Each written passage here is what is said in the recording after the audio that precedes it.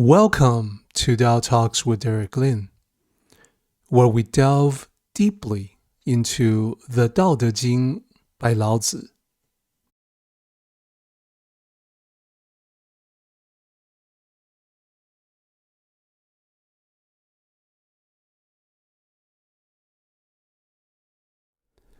This is such an important topic. I want to put everything together in one slide to compare and contrast the material world with the Tao.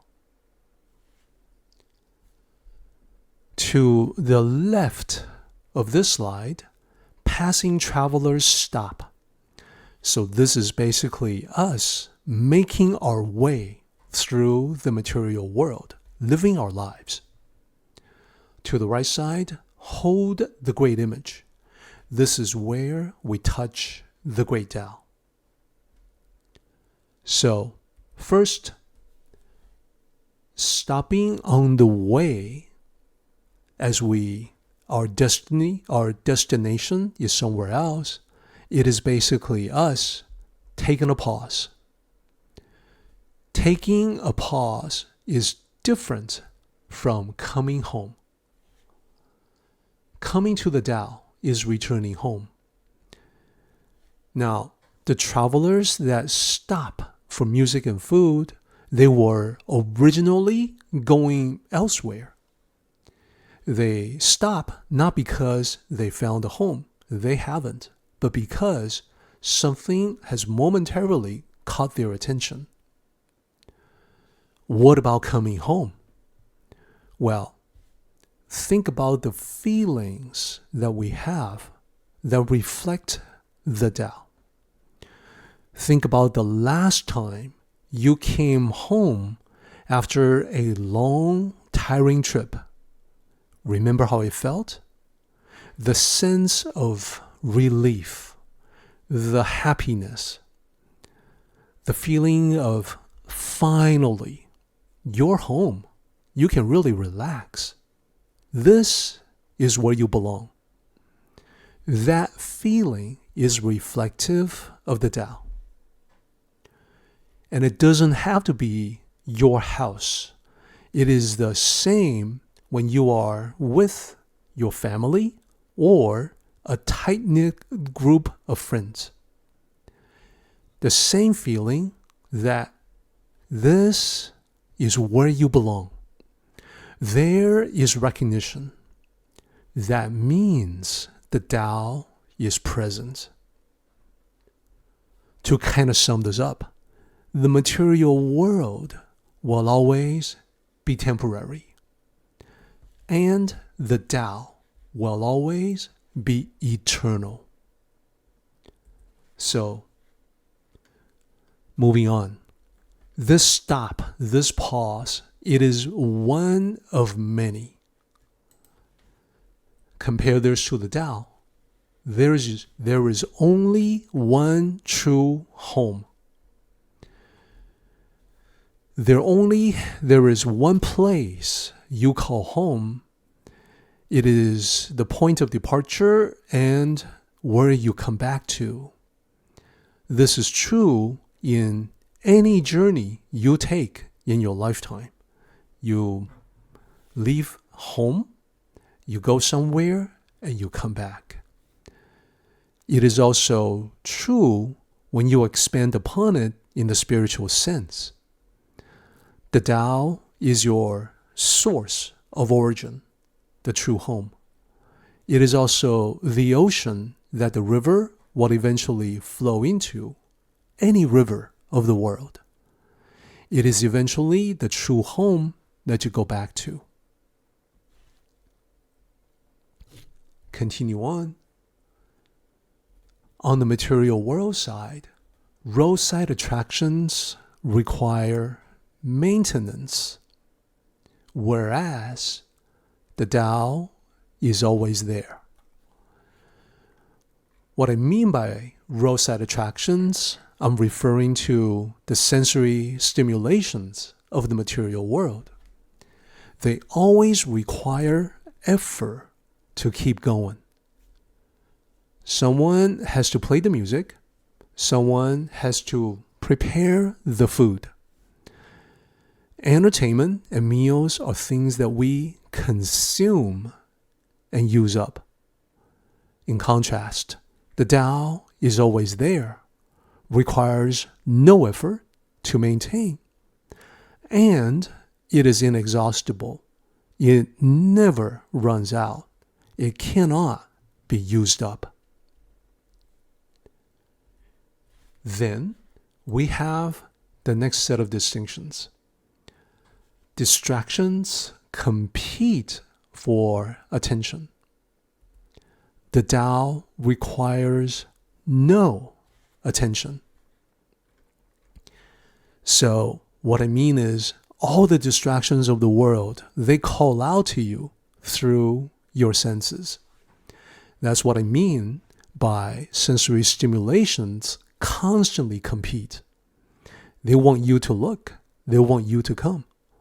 Loud sounds, bright lights. The message is to look at me or come over here. Now, in a stark difference, the Tao is always quiet, subtle, and muted.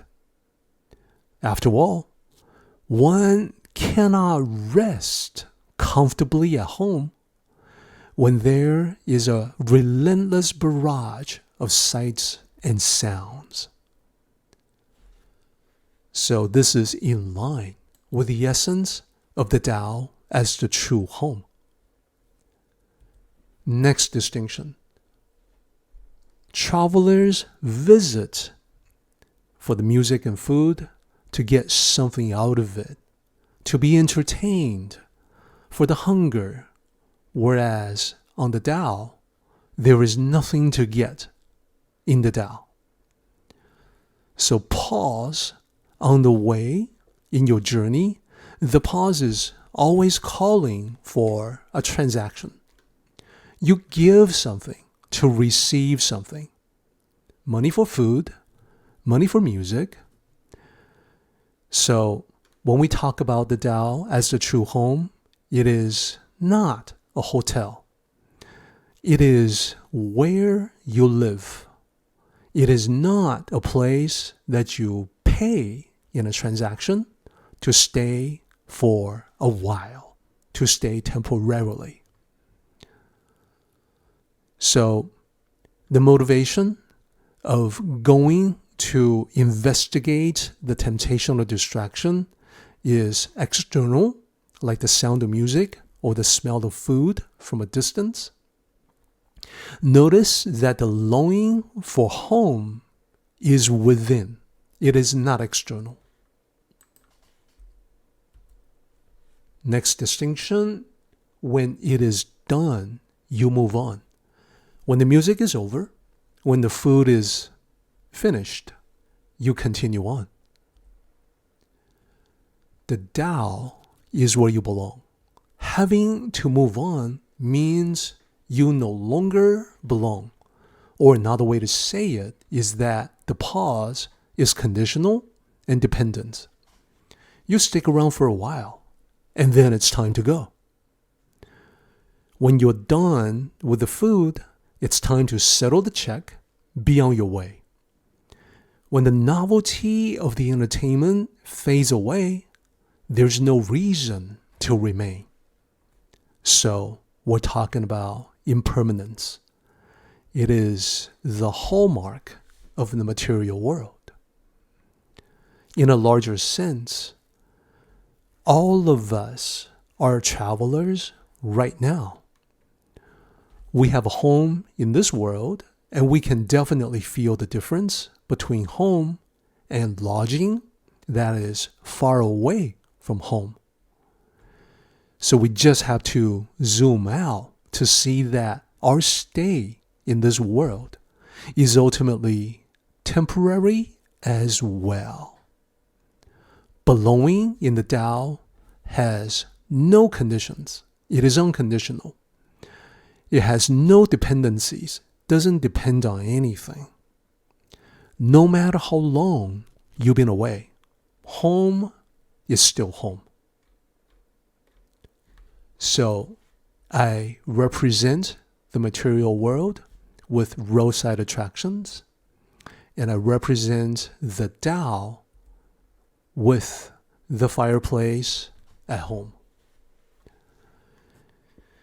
And I want to say this extends to all of our relationships. People who are attracted by benefits, entertainment, or gifts will always remain passerbys, passing travelers in your life. Their loyalty belongs to the benefit, not to you. When better music plays somewhere else, they are gone. So many rulers throughout history made the same mistake. They believed material rewards could win true devotion. They thought grand banquets could secure allegiance. What they attracted, what they gained, were only the passerby. And after they are gone, a deeper emptiness remained. So Lao Tzu is only pointing out the nature of such attractions.